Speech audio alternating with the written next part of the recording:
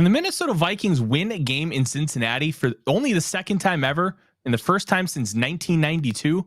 It's going to be a difficult task as they go in and face the Bengals, who are also 7-6 and fighting for their own playoff lives. And we will be facing former Minnesota Vikings quarterback Jake Browning in a battle of the backups. We have Mike Santagata, also known as Sands, the master of Inside Zone and versus Duo on Twitter, joining us tonight to break down his Bengals and our Vikings in what should be a really fun game on Saturday afternoon. Welcome to the Real Forno Show. Welcome to the Real Forno Show, hosted by Tyler Forness, the managing editor of USA Today's Vikings Wire, writer for the College Football Network, publisher of Substack Run In Shooter, host of The Good, The Bad, and The Hungry on the Voices of Wrestling Podcast Network, as well as a founding member of Vikings First and SKOL.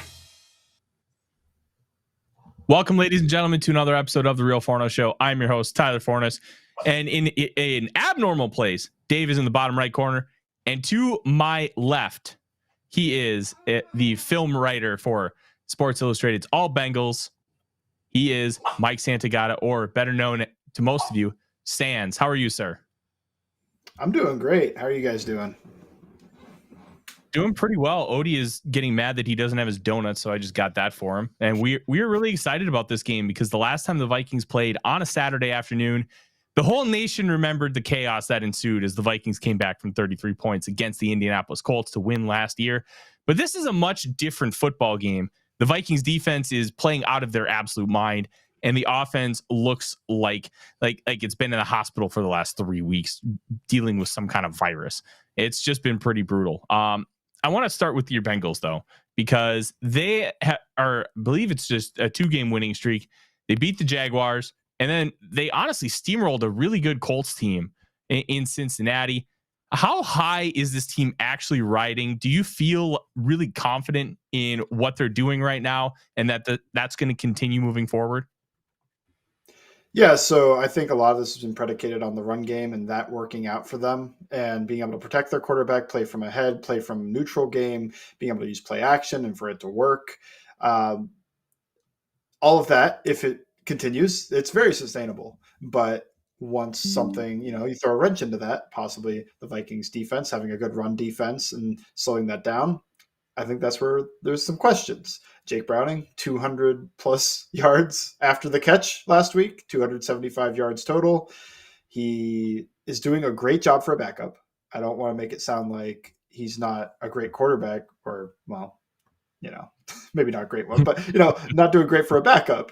And I think he is. But I think we also need to be realistic that some of the stats are a little bit inflated. And I think this game is the perfect test for both him, this offensive line who's playing better, and the run game to see if it's sustainable at all. We'll see. I've been on that mode of last week. I was very much into I think this is sustainable for this week because the Colts defense is what it is. But now you're playing against a good defense. I feel less confident about this being a sustainable offense, and the defense is a whole other issue, but we'll get into it. Well, let's kind of continue with the offense. And you mentioned it that it over 200 of his passing yards last week were yards after the catch. I did not get an opportunity to watch the game yet. That's on my agenda for tomorrow.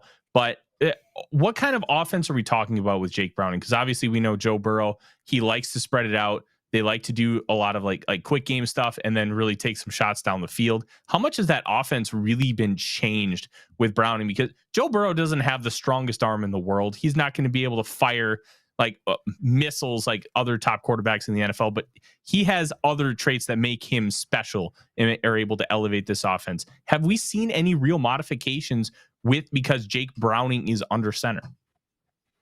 Yeah, you see the modifications of, like I mentioned, with the run game, but they're leaning on the run game more. They were last in rush attempts with Joe Burrow, and then Browning's come in and it's ramped up a bit. And some of that is just that they're playing from ahead a little bit. They're playing in neutral scripts, and the run game is working, I think is the biggest thing. is just when Burrow was in there, it wasn't very effective, even with light boxes. Now it is. So they're getting to it more. They're getting under center more. They're getting to some max protection and some tight splits a little bit more often. They're still running some of the Joe Burrow stuff, but they let Browning just hop right into the Joe Burrow offense against the Steelers, give them a whole week of game prep, everything, and it was a disaster. So they went, okay, we need to figure out what's going on here. Biggest thing, I don't think they've run empty at all the past 2 weeks, and that is a big staple of a Joe Burrow offense, is to be empty and spread things out that way. Nothing in the backfield, difficult on the offensive line, difficult on the quarterback. Browning said, let me have it. And then, well, he had it. It didn't work. But they're finding stuff that he's good at, too. It's not like it's all play action, all this other stuff. He is dropping back and reading out some concepts, more so in the Jags game than the Colts game. But, yeah, it is a bit different. There's a lot more under center play action stuff than there was with Burrow. There's a lot less drop back concepts. And I really know that because I wrote my article yesterday. I need to find drop back pass clips for the guy I was writing, one of the guards, and the entire first quarter, 0 clips that I could use. I was like, I need kick slide clips. It's like, well, nothing in the first quarter. In the second quarter, we got 6. So I was like, okay, this will work out, I guess. So one of my big questions with this offense, and specifically when we're talking about the yards after the catch element, and that's something that the Vikings have done really well. They're forcing you to kind of check it down and have these guys make some plays. They do a lot of the drop 8 coverage, and they run a lot of really unique blitzes. A lot of that from the Kevin Seifert article that came out last week. A lot of it really stems from Pat Narduzzi at Pitt, which is very interesting how they're kind of maneuvering everything. And my question is, are we seeing a lot more screens, or is it a lot of like real quick game stuff, swing passes? And are you concerned going against this defense that they're going to be able to swarm and be able to take out some of that? Yeah, it's a ton. Well, especially last week, ton of screens. I mean, that was 100 of the yards was on 2 screens. I think it was a Chase Brown 70-yarder and a Joe Mixon 30-40 yarder. Just, yeah, that's gonna be I don't know if that's sustainable, but the screen game, that's the one thing that's like, what's the difference? Well, they ran those screens with Burrow, they just didn't work. And now Browning goes in. I don't think Browning's doing anything to make these work, but maybe it's the defense, maybe it's just not respecting him as much as they do Burrow. It kind of worked. So that'll be interesting because screens are a way to beat the blitz, although I don't think that Flores is sending a lot of zero pressure. He sends what's called what I call hot coverage, which is 5 men in the zone and 6 guys rushing, which is pretty cool. I don't see that at the NFL level very often, but yeah, the screen game will be interesting because I assume after last week, the Vikings are going to be very keyed in on don't get screened. And then also the other big parts of that game are don't get trapped, don't get whammed, just be on alert. I always think if you're a defensive tackle and you get trapped more than twice in a game, might not want to be out there. You know, maybe there's somebody else that should be in there for you. You should know what's coming at that point. But yeah, the screen game is going to be huge because I think that's one of the keys because that'll slow down pressure if it works. And on the other end, if the Vikings know it's coming and they bring the pressure, but they just have a guy peel off with it, that now you're screwed because that screen game's not going to work. Where do you go to from there? And that's going to be a wasted down, if not worse. No, absolutely. And I kind of want to talk about Chase Brown, 5th round pick, really emerged in his final season at Illinois. I believe he led the nation in rushing. But one thing I noticed kind of watching his film, there wasn't a lot of contact balance. He wasn't breaking a ton of tackles. Has he really emerged as the heir apparent to Joe Mixon, or is that kind of still in flux on how you feel about his progression so far in the National Football League? You know, he's very different from Joe Mixon. So I don't know if he is the heir apparent. It feels like this might be what the backfield looks like for going forward. They want to have a smash and dash, thunder, lightning type combination back there where Joe Mixon, he's going to do some of that stuff that's hard on a running back, duo, inside zone, the 2 concepts there. But just stuff that is like you're probably getting 4 yards, and you're going to have to run into somebody to get those yards. And difficult reads in there as well. Duo, that's such a running back's run where you're just manipulating that Mike linebacker and cutting off of it. Where Chase Brown, he gets more of the designer stuff. He gets the wham plays, the trap plays, the stuff where, hey, you're going to hit this in the A gap. Against the Jags, it was a lot of bend plays, which is you run zone one way and you have the tight end sift across. It's not truly split zone though, because the read is there. You're always going to cut this back. Instead of trying to read it out C to B to A and then backward, you just go on my third step. I plant on that foot and we work to the open hole from where that end jumped forward. So all that designer stuff kind of helps, because now when he got stuff early in the year, it felt like, okay, the game's moving a little fast for him. They put him on a wide zone concept and he misread it. They put him in a pin pull concept and he misread that as well. So he kind of got benched for a little bit. Then the bye hit, he got injured. That is an Ibanez, which is great for you. But you put him pin pull, put him in wide zone, it didn't work. But now when you put him in there, you just want to utilize the speed, utilize the athleticism. And that comes from, let's define the read for him and let him just go be an athlete in space. I think the contact balance absolutely is an issue. And that was something I had an issue with him. And it's like, I don't know if he could be the short yardage guy. I don't see a lot of power, and he doesn't really stay on his feet if he does get hit. But I tell you, if he gets in the open field, he got home run speed. And then he ran a 4.4. And I was like, I think he's 4.3.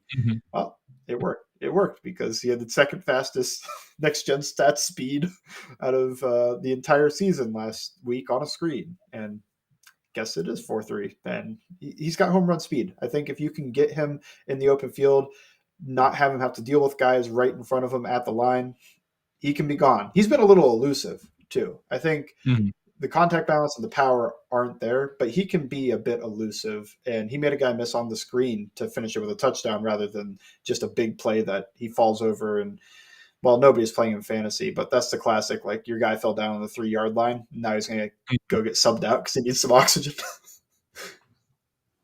Yeah, I find Brown a very fascinating idea, and especially paired with Mixon, I do think that's a really fun duo. I want to kind of merge out to the wide receivers. We know Jamar Chase was limited today. It sounds like he's going to play just like his former teammate Justin Jefferson. How is that wide receiver core looking? It's been beat up a little bit this year. Higgins has missed some time. Chase is injured right now. Tyler Boyd just seems to have the fountain of youth, and he's just always consistent from the slot. How do you feel right now about this group going into week 15? Well, Jamar Chase is Jamar Chase. Conservatively, maybe a top 5 receiver.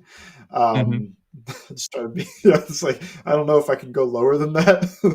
And I'd probably end up going a little higher. But, he is what he is. And he's a beast. He's going to be hard to cover. He's against the Steelers. Half of his catches were off tip balls, and I think he had 80 yards. So they got tipped at the line, tipped somewhere else. He plucks it, and he usually makes that first guy miss and is able to keep chugging along. T. Higgins, yeah, that was frustrating, where Burrow's injury affected him a lot, weeks 1 through 4. And then right when Burrow started getting healthy, Higgins broke his ribs. And that had an effect on him. And then it feels like once he got healthy, they're both healthy. It lasted for 1 game against the Bills, and then Higgins pulled a hammy. And then Burrow is now out. So that's been a really unfortunate year so far for him. He had a touchdown wiped out last week. Offensive pass interference called on him it's pretty weak, but it's fine. It was there, but I'm of the belief always come into PI. They don't call it enough, so use it to your advantage.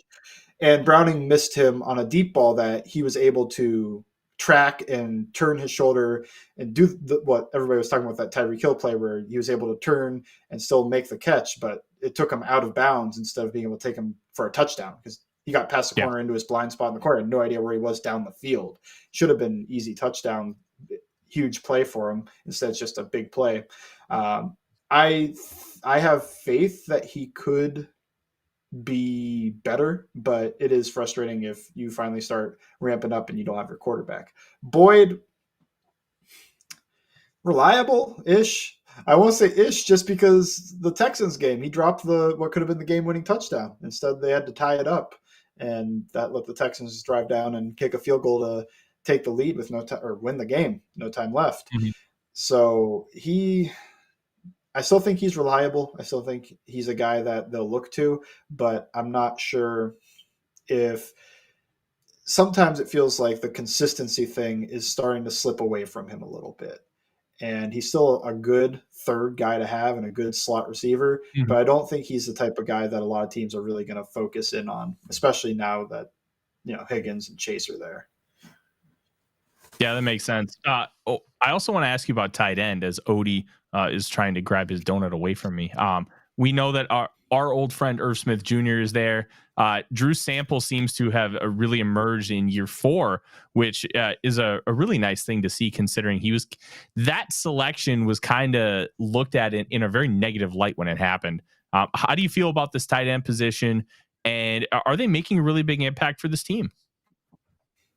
No, but Irv was tight end 4 last week. He had fourth most snaps. So he's been really relegated down the depth chart. I feel like there were a couple plays early on in the year that just defined it. Like a play he couldn't keep his feet in bounds on a big play that he should have caught on a hole shot that Burrow threw.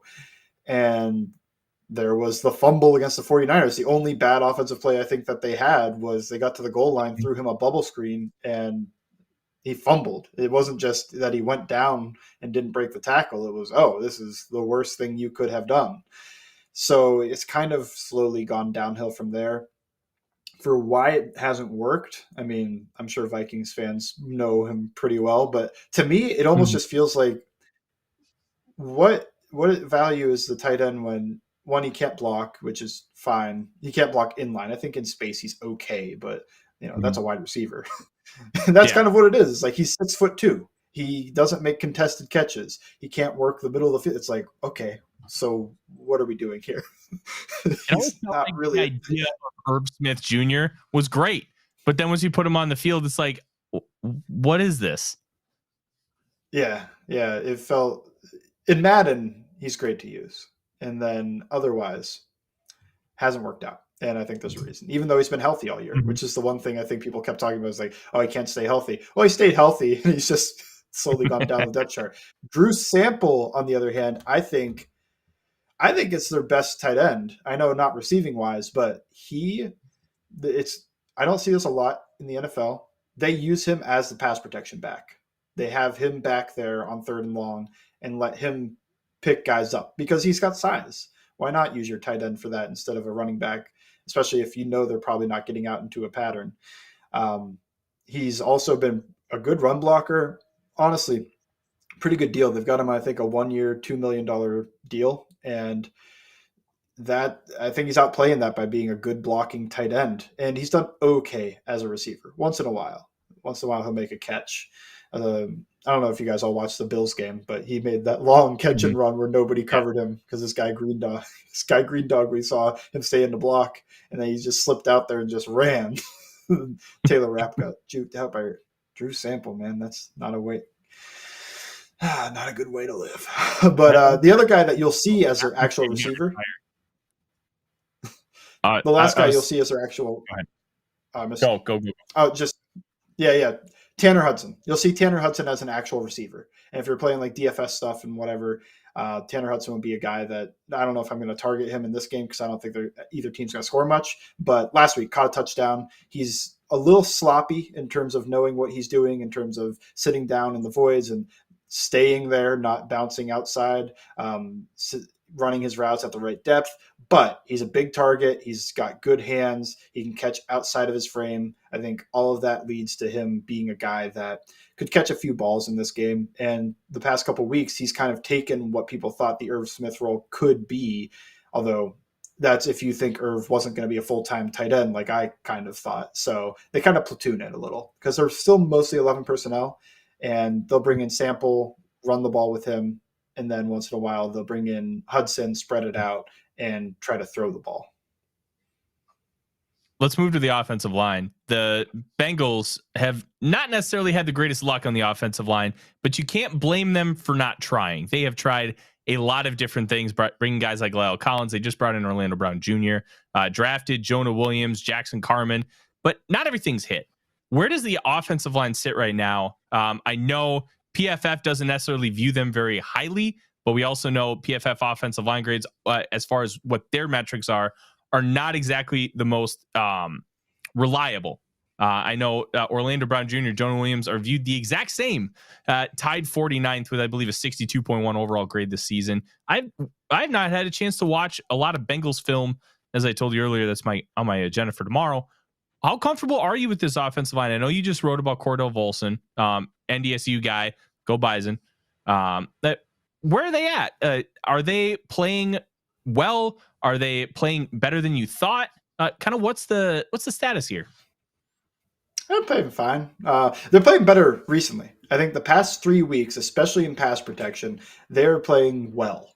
I would go that far. And I think some of that they're helped out by not being in situations where defenders are teeing off on them so much. They're probably also being helped out by, well, I mean, the Colts are second in sacks, and DeForest Buckner's a great player, but it's not like I'm looking at them as if they're the Browns with Myles Garrett and Zadarius Smith and all those guys. So I think some of it's matchup based. Some of it is they're getting protected a little bit more than they were. I think being a Bengals offensive lineman's hard. Like, I think when Burrow's in there and you're throwing the ball 70% of the time and you're going empty, so you're going 5 out in the protection and you only have 5 guys left in protection, it's a difficult way to live as an offensive lineman. It's like, this guy knows that we're passing here, and he knows I don't have help, so I'm on an island with whoever nonstop in this game. And that's just difficult. So I think some of it has been the change that's helped them out, and some of it's just that they're playing better because they still do go 5 in protection quite a bit and let the running back release into a route. Just in general, Orlando Brown, he had an injury around week 6, 7, groin injury, didn't miss any time, but it was clear he wasn't playing the same way when the 360-pound guy is getting pushed back and has no anchor. That's I feel like there's something wrong here. And now the anchor is a little bit more back, and he's looking a little bit more healthy. Cordell Volson, I wrote he's doing better, especially these past 3 weeks. He's been a guy that has really improved, where he was not playing. He was playing to be replaced early in the year, and now he's playing as if, like, hey, I'm going to win my job back. Like, he never lost it, but for the future, like, you guys don't need to go spend money and go find a guy or whatever. I can be that guy. So if he can continue that and be consistent going forward, that would be ideal. Ted Karras is a fine center. I don't know what else there is really to say there. He's okay. I think the Vikings, they'll probably attack him a little bit just based off the way they play. And Kappa, I think, is solid right guard. Jonah, solid right tackle. They're playing both a little up and down. I think Jonah may be a little less up and down, but Kappa a little bit more up, but also being a little bit more down at times. Whereas Jonah has been fairly consistently pretty good throughout the year. Now, he hasn't faced a ton of guys. He faced TJ Watt, but he gets a lot of help. He might face, is Danielle Hunter healthy? So that's always a question, I guess. But okay, he'll probably get a lot of help in that scenario. So I think they're playing all right and over for the entire year. And then when you look at them the past 3 weeks, they're playing pretty good. Is it just me that you're muted? I was muted because Odie started borking at something he heard. I don't know. The French bulldogs bork all the time. Question though, you talk about how it's very difficult to block for Joe Burrow just because of the nature of the offense. Do you feel like the performance has, for lack of a better term, improved since the Browning came in and they really had to modify that offense? Just for the sole fact that you're doing different things? Yes. That's what I'm getting to there, is just they had to change some things, and that helped them out in terms of how they're going to want to play, because the hardest thing to do as an offensive lineman for a lot of guys is to block true drop back pass sets. and now they're kind of getting some of those out of there. Whereas with Burrow, I mean, that was a majority of the offense was him dropping back, dicing up the defense, and working his way down the field. No, sweet. We'll move on to the defense here in a second, Mike, and then we'll talk about some Vikings too, because I know that's what the people want to hear about. But I want to just let everybody know that thank you for watching the video, like, comment, subscribe, all the things. Tomorrow, for all of our premium YouTube subscribers, Connor Rogers, NBC Sports, is going to be on with us at 3 p.m. now, 3 p.m. Central Time, starting our prospect series for the NFL Draft. It will be available for premium subscribers only for the first 24 hours, and then it'll be available to everybody. So if you want to watch live, subscribe today. And if you don't have the cash, that's okay. Like, comment, subscribe for free, and you'll still help us out. And we greatly appreciate that. Mike, I want to talk about the defensive line for a minute. I know you might be the world's biggest DJ Reader fan, and it's easy to see why. The dude is just an absolute monster. Is he really the linchpin of this unit? Because kind of like when I end up watching like the broadcast copy of this team, Trey Hendrickson really pops off consistently. Who is the most important guy on this defensive line for the Bengals? Yeah, it's one of the two. That's a cop out. It's easy. Hendrickson. It's probably Hendrickson just because he is their most consistent guy getting pressure. He's the only guy that has consistently gotten pressure, especially out of like the starting unit. I don't remember how many sacks, but at this point, I think he's top 5 in sacks. And, it's really impressive to be able to do that. Reader, on the other hand, I do think like the tiniest step down, at least from last year and the year before, where I thought he was unquestionably probably a top 2-3 nose tackle. I think he's more around like that top 5-ish range now. And it's just, he gets got once in a while, which I don't think that happened almost at all last year. I still do think he's going to make it really difficult to run against. And he's a guy that just provides clinic tape every week on how to defeat blocks, especially in the run game. He's added a bit as a pass rusher as he's gotten older, which is a little weird, but I'm into it. He's getting some pressure, getting some quarterback hits, not a lot of sacks or anything. But yeah, it's probably Hendrickson just because he is their reliable. And if he goes out, I feel like the pass rush might die. Whereas if Reader goes out, the run game will probably be a little bit more potent, but some of that is also based off of who they have behind him rather than just how good he is. Yeah, and some of the things that Reader does, it's a joy to watch because he's just so explosive for a guy who weighs like 330 pounds, and the way he moves is that's a guy I want to get a thick 6. I want to see him celebrate in the end zone and maybe do something like a worm just because he can. And you kind of mentioned the guys behind him. Logan Wilson is one of my favorite linebackers in the league and just how he plays. How important is he and that group in really being able to help out that defense and attack moving forward? I think Logan Wilson and Jermaine Pratt are kind of the litmus test in terms of, is the defense doing well? When the defense is playing well, they're playing very well. Especially Pratt last week was incredible, and the defense gave up 6 points. They gave up 14 points total, but 6 of that came from Browning throwing a pick 6. So that wasn't on them. I think when I watch Wilson, I think he's really smart. I think he does a great job keeping his eyes on the quarterback, melting with his eyes and moving and getting in position to make a play and a turnover. And when I think of Pratt, I think of him kind of utilizing the athleticism, the former safety in him to run through openings, run with guys across the field, match guys in coverage. I think they're a good linebacker duo. I think the Bengals did a good job retaining them, especially they were both cheaper than anticipated. So I think they're a good linebacker duo. I think each one of them is a pretty good player. I don't think that either one is like a Roquan Smith, Fred Warner type out there. They both have their flaws, but they each both bring something unique to the linebacker room. And when the defense is clicking, they are playing at an extremely high level. Yeah, and the being able to get Pratt on the contract that you did, same with Logan Wilson. Just a masterclass contract work from Mike Brown. I want to talk about the secondary here. You obviously lost Jesse Bates. That was kind of telegraphed from the beginning of last season. And he's been playing relatively well for the Falcons. How big of a loss has he been for this unit, and how have they tried to replace his both play on the field and leadership as well? Yeah, Jesse Bates relatively well. I feel like every other week I'm seeing him run a pick six back or something. He's been really good. So maybe he'll finally get that first team all pro. Oh, I'm fine. Yeah, whatever.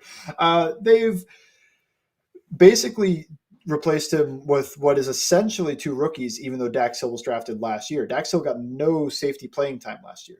So this is almost his rookie year in that position. They put him at outside corner in one game that they needed to, and that didn't go very well because he's not an outside corner. They put him at nickel corner, and that was difficult because they went against the Bucks, and the Bucks kept moving Mike Evans and Chris Godwin over him. It's like, well, that's a really tough first game matchup. But this year, I think he's been pretty good in playing in more of a safety role. They'll still use him as a weapon in terms of some man coverage stuff. They want to put him on maybe a slot guy or a tight end, and they'll use him and Jordan Battle on some blitzes. They started with Nick Scott. Nick Scott just kept missing tackles, an unbelievable rate. So they had to make the switch, bring in Jordan Battle. Jordan Battle has barely missed any. At one point, he didn't miss any tackles, but I feel like he might have gotten charted with one last week. So he may have missed one tackle so far in the 4 games he started, and he's been really good. I think surprisingly good in terms of playing the ball when it's in the air, being in the right spot, processing everything, and doing some of the little things, fitting the run, taking on wide receiver blocks. He's been a strong safety in every sense of that word. And he does play some deep stuff as well, especially because you want to get Dax and use his man coverage ability, what he did at Michigan and his athleticism. So somebody's got to play deep when you have Dax underneath. And a lot of times that's going to be Battle, and he's done a pretty good job at it. No, that's excuse me. That's interesting about Hill because of like when he played at Michigan, they kind of used him a little bit of everywhere, and I was really interested to see what his role would be. I was hoping that he was going to be available for the Vikings at 32, and they ended up taking Lewis Seen, which has not worked out very well. But I was very interested to see how he would get used in the NFL, just because he was kind of like a Swiss Army knife. Does he really have a true defined role at this point? So I know you said they used him at outside corner one game. They've used him in the slot. Is he a true free, or are they kind of using him still as like a chess piece? Yeah, they kind of use him I think he is a safety. And those games where he got thrown into those roles did happen last year. This year, he has pretty much only played safety. But then when it gets to like third down and stuff, they'll move him around like a Swiss Army knife, a chess piece, whatever metaphor you want to use. They'll use him in a variety of ways. And that's carried over, sometimes some mixed results, sometimes some tight ends get some length on him because he is not the biggest guy. But I do think that he is a safety, and he has versatility to be used however they want, especially, obvious passing downs, things like that, where you're not worried about him being in a run fit or something. Yeah, I'm going to be keeping my eye on him all game. I want to shift focus here to the Vikings side of the ball. And I want your take on the offense. The offense has obviously been pretty anemic the last couple of weeks. Things with Josh Dobbs haven't worked out. Some of it his fault, some of it not. There were 6 drops before he exited the game against the Las Vegas Raiders. In your viewings of the Vikings and kind of your understanding of where the team is, how do you feel about facing this offense? Are you worried that Nick Mullen's coming in? And in my opinion, he's kind of like a great value Kirk Cousins in that they're going to run the offense very, very similarly. Do you think that that's going to be a worse matchup for you than you would have gotten with Josh Dobbs? I'll be 100% honest. I feel like if I am the Bengals, I'm probably not too worried about either guy. They could both do some work. Now, some of this is I watched the past 2 Vikings games. Yeah, not good. not great. A walk-off 3-0 winner. That's a baseball score. It's great. But I do think that I think maybe you're a little bit more worried about Mullins because you already faced Dobbs this year. I think that would be the one thing about it is that you faced Dobbs, you kind of slowed him down, and the Arizona Cardinals didn't get a ton going. They got a little bit going versus you haven't played Mullins. And maybe guys in structure where it's being designed up for them, maybe that's going to hurt them more than a guy who can kind of create, especially when you think about a defense that plays against Lamar Jackson twice a year. Yeah. So it feels like almost no quarterback in terms of what they do outside the pocket is going to scare you as much as what that does. And they're pretty trained in trying to slow that down. So I think if I had to pick one, I would just have them put Dobbs back in if I'm the Bengals because you've played them. You know the idea. You get the tendencies. You have everything else. Mullins has a little bit of the wild card to him, even though we're talking about that as great value Kirk Cousins wild card, but it's still something they haven't seen. Mm-hmm. Hey, he is the fastest quarterback to ever reach 4,000 yards. I think that's the stat, and it only took him 13 games. But the record hasn't bared itself out. I think he's 5-12 as a starter, and a lot of them were for those really bad 49ers teams that Jimmy Garoppolo was hurt. I'm really intrigued to kind of see how this ends up manifesting, but I have to ask you a really difficult question. Are you ready for this? No. Who's better, Jamar Chase or Justin Jefferson? And you have to answer. Probably Jefferson. He's had the stats, and I feel like some of the, I do feel like Jefferson could be more consistent with his ability to create some separation, get open, and work the middle of the field that way. I don't think that Chase is bad in those areas, but I don't think he has the same level of movement ability and setting his stuff up. I think Chase is more of a bulldog, and he kind of is a little bit more boom bust, although he's been more consistent as he has continued in his career. I also think that, we're talking about this right now in their careers. It's probably like 51-49 on who has the better career going forward. And maybe you lean Chase because at least he does have, well, I don't know how the Kirk Cousins situation is planned out right now, but he has his quarterback situation figured out for the next however long he wants to be in Cincinnati, whereas Jefferson has a little bit of that turmoil to him. But yeah, if I had to pick one, I'd start with Jefferson, I think, just because the consistency, route running, getting open, and being able to play through contact, length, etc. He's got a little bit more there. I think Jefferson, I won't say anything. I'm on a Vikings podcast. Tyreek Hill's been incredible too. Let's say top 2 receiver for Jefferson, him or Hill. Pick one. I don't know. I was rhetorical. Yeah, I really think you could kind of group like the top 4 or 5 receivers, depending on how you view Adams and his age and kind of how much you blame him for how much things have declined in Las Vegas, because it's obviously not all him. And I don't even know if it's any him. I haven't done a full deep dive, but they're all kind of in the same bucket where it's almost like, what do you prefer? Do you want the speed of Tyreek Hill? Do you want the I'm a man of Jamar Chase, the technical savvy of Adams, or Justin Jefferson, who can make a cut without slowing down and just that he's honestly Gumby playing wide receiver. And unfortunately, Gumby got hurt last week and just speared in the shoulder, and it ended up being a chest injury. One of the weirdest things. Yeah, that was one of those Josh Dobbs hospital balls. And I was like, okay. Ooh. Ball placement has been a real problem for him it's been a problem for him his entire career. It's been a really big problem ever since he came in to the Vikings, and I'm very intrigued at kind of what Mullins will bring with a full week, because there's only so much you can do with half a quarter, but half a quarter looked pretty good. What do the Bengals kind of have moving forward, Mike? They are 7-6. They are one of 8 teams competing for 3 wild card spots. The division, I'm not going to say it's completely out of reach, but it feels pretty out of reach. 3 games behind Baltimore. Baltimore is probably getting the number 1 seed at this point, considering how everybody else at the top of the conference has been playing. Like, how confident are you that this team will make a playoff spot, and kind of does their schedule give them favors even if they lose this game? If they lose this game, they probably don't make a playoff spot, because I think with their AFC record, they're not going to win very many tiebreakers. And because of that, they probably need 10 wins for that 7 spot instead of 9. Yeah, rough. They play the Chiefs. That's the one thing that's holding me back in terms of, yeah, let's just say and the Chiefs haven't been the Chiefs, but they're still, good. They're not a bad team. They're 8-5.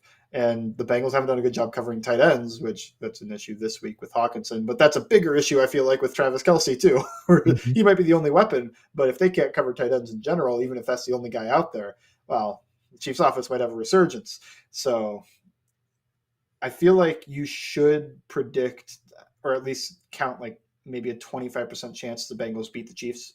And from there, it feels like you need to win the other 3 games. You need to beat Pittsburgh, which they didn't.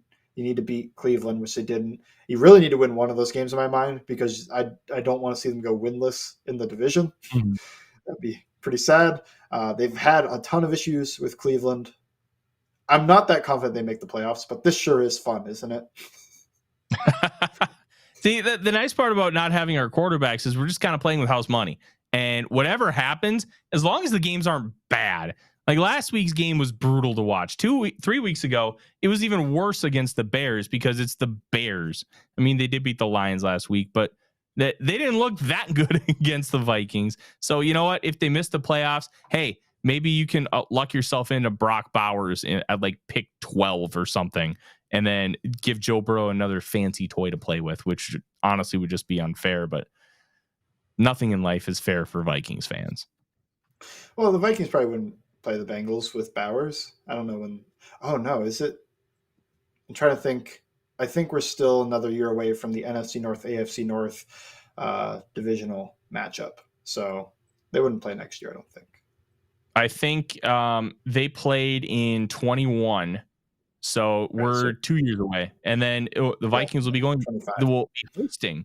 Because they have actually, this will be the 9th time that they played in Cincinnati, and it'll be the 15th game that the two teams have played against each other. So the Vikings have only played 6 games at home, but they've also won all of them. Wow. This is, you mentioned it, this will be only the 2nd time the Vikings win in Cincinnati if they can pull that off. So it's mainly just been home teams winning this, although it's also teams that only play each other once every 4 years. Although now, sometimes 2 years. I know. It's nice that they have this kind of rotation. Before we let you go, I want your prediction for the game, because I'm even struggling right now to try and figure out how to parse this out. Right now, the Bengals are 3 or 3.5 point favorites, depending on the sports book that you look at. And it's really going to come down to how much do you trust, in my opinion, this Vikings offense, and can the Vikings defense keep it up? Because I think the Vikings are their own worst enemy. They will either win you the game or they will completely lose you the game. And as much as I think the Bengals are a really good football team, I think it's going to depend more on what the Vikings do or don't. That's just kind of been our narrative all year. Are you going to win the game or are you going to lose it? How do you feel about this game? And who do you have, Bengals or Vikings? Okay, I think it's going to be low scoring. This is kind of a safer space for me to say these things.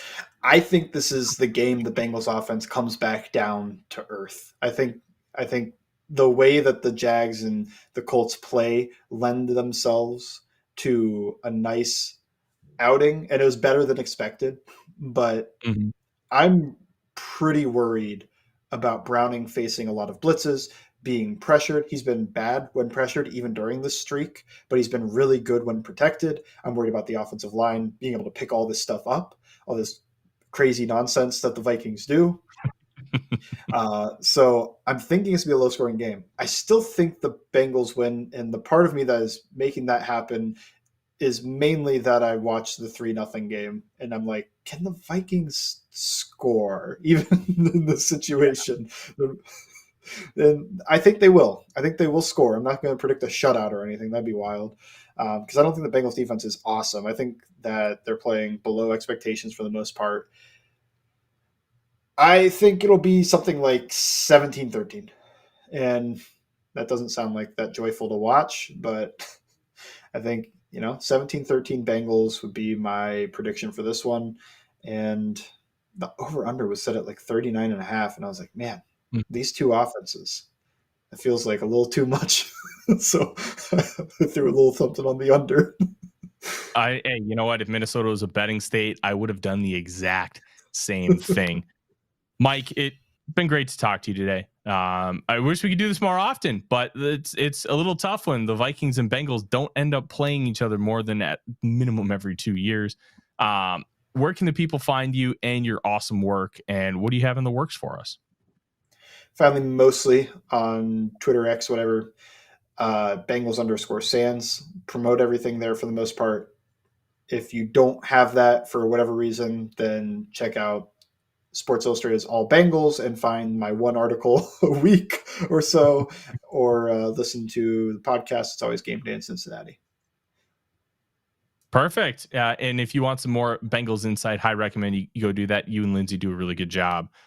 Dave, welcome back, sir. Thank you. It was a good show. Yeah. I'm hoping that I expect, much like Mike, that it's going to be a relatively low-scoring game. Nothing too spectacular. It'd be a surprise if it was. What's the weather supposed to be like Saturday in Cincinnati? I think it's supposed to be pretty nice. I think it's like 50, when I checked earlier today, it was like 56 degrees, 8 mile-an-hour winds. Not too bad. Mm-hmm. And Mike, what type of guitar is that behind you? You had the whole chat buzzing about that guitar earlier in the show. It looks like a Gibson. Okay. It is an Ibanez acoustic electric I've had since I was, I think, 17. My dad got it for me forever ago. Just restring it and keep rolling. It works. Well, actually, the electric part doesn't work anymore. So it's really just an acoustic with a weird pickup in the middle now because the battery corroded the inside. But other than that, it's great. It sounds nice. Well, that's cool. Take it to a shop. Maybe they'll be able to fix it. I'm cool with just the acoustic. I don't even have any amp anymore. As long as it plays good music, that's what matters. I did see one thing today. When it comes to giving up explosive plays, the Minnesota Vikings defense is number 1 in the league at denying them. The Cincinnati Bengals was 32nd at denying them, meaning they are the number 1 team giving up the most explosive plays in the league. That could be fun when it comes to Saturday. Yeah. A lot of that's missed tackles, some backside pursuit, and some bad play overall. They have just not played up to their standard. But, you know, this is not the offense that I'm terrified about it happening. If they get 7 explosive plays in this game, I feel like that is just like, all right, let's just shut it down from here. I got one last question. What uniforms are the Bengals wearing Saturday? It's going to be black on black, and the crowd is also going to be a blackout. So they're trying to do all black. I was there for the stripe, the jungle. It was a stripe, so you had a section. You're either orange or black. I was in the orange section, which is the harder section. Black section's so easy. Just bring a black shirt. Orange section's like, I gotta search for something here. Oh, that's cool to know. Those themed game days are really fun. I don't think they've done a striped one at US Bank, but they are doing their second winter whiteout on Christmas Eve, which will be real cool. They even paint the end zones white. And I mean, they have the little box to signify what's out of bounds and what's not, but it's a pretty cool atmosphere. And they got the fake snow and all that fun stuff. You're gonna need fake snow? Just bring it in from outside. Fake snow. It's been warm. We have the indoor stadium. Well, we actually don't have no snow on the ground. Oh, I know. I'm crossing my fingers. I want a green Christmas. I am Grinchy like that. I don't want snow. I want a green Christmas. It makes things so I much. hate snow. This is the one good thing about climate change, right? Is that less snow, a little nicer. I wish that was the case. Minnesota actually had their record snowfall last year at like 104 inches in the Twin Cities. Yeah, it wasn't fun. But hey, thanks a lot for joining, man. Make sure you check out It's Always Game Day in Cincinnati, his podcast, and get even more in depth on this Bengals team and their matchup with the Vikings. Like, comment, subscribe, and don't forget, premium subscribers, tomorrow, Thursday afternoon at 3 p.m. Central Time, Connor Rogers joining to talk about Malik Neighbors, wide receiver from LSU, and Jared Verse, the edge rusher from Florida State. Everybody else will get it 24 hours later. So if you want to watch it live, become a premium subscriber. Don't forget 2 All Bloggers on Saturday afternoon, 4 p.m. No? Oh, that's right. Just the post-game show on Saturday. Yeah. And Darren will be joining us live at the 2-minute warning as we watch it with you, the viewers, and then we react. The coolest post-game gimmick in all of sports. From Mike, from Dave, I'm Tyler. The one thing we say, SKOL Vikings. SKOL Vikings.